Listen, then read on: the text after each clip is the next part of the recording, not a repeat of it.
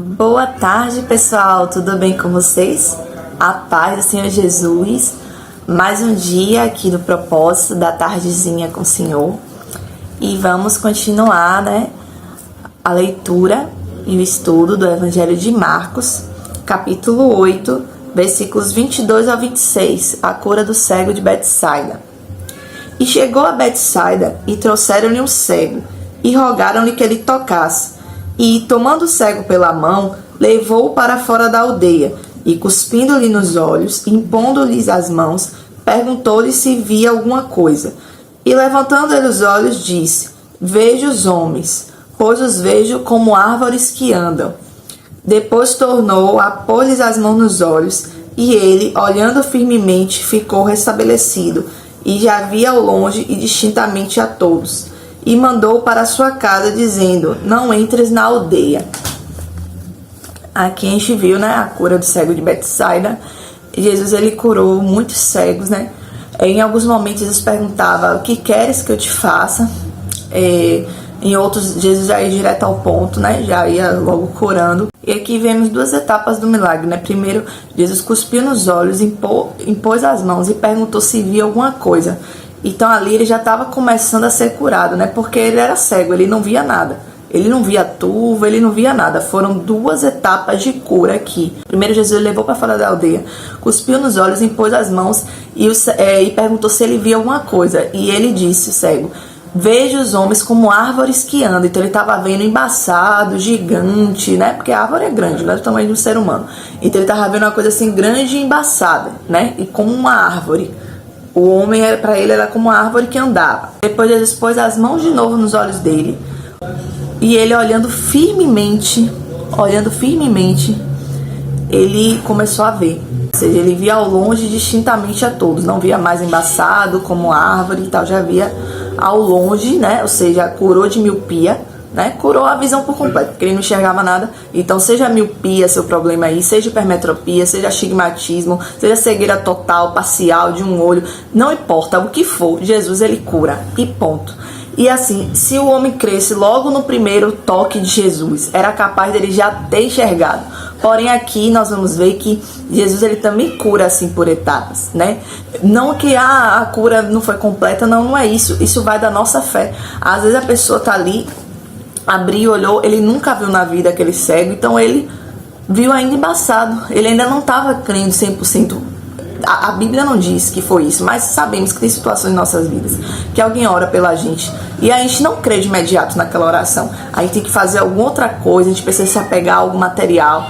Tem gente que se apega a um copo com água, ao óleo ungido. É errado o óleo ungido? Não, a unção é bíblica. Porém, às vezes a pessoa não está crendo só na oração, trazendo a oração como só. Precisa de um elemento a mais. Às vezes a pessoa precisa orar em cima do remédio. Orar: Senhor, abençoe esse remédio, que ele faça o efeito, para o qual ele é destinado, sem nenhum efeito colateral, e toma. Tem gente que crê na cirurgia.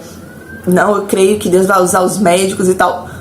Amém. É o nível de fé de cada um e a gente vai crescendo em fé. Não tem como já chegar no ápice da fé sem ter passado por etapas. Então, é normal. E aqui nós vemos que Jesus, o próprio mestre, o Messias, precisou tocar duas vezes para que aquele ser humano voltasse a enxergar normalmente, Ou enxergasse normalmente, ou voltasse a enxergasse, porque aqui não diz que ele era cego de nascença. E aqui fala que Jesus mandou ele para casa dizendo: Não entres na aldeia. Quem sabe, se o pecado ali estava tão grande naquela aldeia, as coisas estavam tão assim extremas, que aquele homem entrar na aldeia ia fazer com que ele voltasse a ficar cego. Quem sabe se ele não podia voltar na aldeia porque as pessoas iam ver e não iam crer, iam querer ir atrás de quem foi que curou, A gente não sabe o motivo, mas a gente sabe aqui que Jesus curou e falou: Não volte para onde você veio. É forte isso. Nesse sentido, porque o Senhor, ele vai fazer algumas coisas em nossas vidas e vai dizer: não volte para o lugar que você veio. Isso vale para tudo, Quando o Senhor nos tirou do lamaçal do pecado, nos tirou de nossas práticas de outrora, Ou práticas que você nem acha que estava na mão do inimigo, que estava sendo escravizado. Às vezes você fazia coisas que para você era natural, que aquilo ali fazia parte do seu dia a dia. Mas quando você encontrou a luz, encontrou Jesus, você teve a claridade, né? Suas vendas foram tiradas dos seus olhos, sua cegueira espiritual acabou, e ali você começou a enxergar verdadeiramente as coisas como elas são. Aqui esse homem, ele passou a enxergar verdadeiramente as coisas como elas são. Então ele era um cego, ele poderia viver no meio de práticas erradas, ele sendo cego, porque ele não estava enxergando de qualquer forma. Mas quando ele passa a enxergar, quando ele tem um encontro verdadeiro com Jesus, quando você tem um encontro verdadeiro com Jesus, você passa a enxergar e discernir as coisas, certos ambientes não vai dar mais para você. Aqui a aldeia não servia mais para esse cego. O motivo nós não sabemos, mas sabemos que essa aldeia não servia mais. Então tem situações, tem aldeias que o Senhor vai te tirar que não te servem mais. Você não tem que voltar para onde Deus não quer que você esteja. Deus te curou para você não estar mais naquele ambiente, para você não se envolver mais com aquelas pessoas, e você quer insistir em voltar. E aí quem sabe você voltando, o pecado volta, a consequência do pecado volta. Sabemos que tem enfermidades que é em decorrência do pecado. Em algumas partes Jesus falava, vai e não peques mais. Aqui ele não disse vai e não peques mais, ele disse não entres na aldeia. A gente não sabe o motivo, né? A gente aqui pode supor, conjecturar e tal, mas que todos os motivos, um deles é válido, né? Em algum deles vai se aplicar a algumas situações de nossas vidas, né? Às vezes o ambiente que a gente vai voltar, as pessoas não vão enxergar o que Deus fez em nossas vidas, não vão glorificar o nome do Senhor, vão escarnecer. Ah, Deus fez isso, que nada, Deus fez isso por você. E vai fazer com que você perca a fé, com que você ache que aquilo ali que você obteve, aquelas bênçãos, seja materiais, seja espirituais, seja de saúde, o que for, as pessoas, pro meio que você vivia, você voltar e falar foi Deus que fez, as pessoas vão vir com tantos argumentos que você vai acabar descrendo que foi Deus.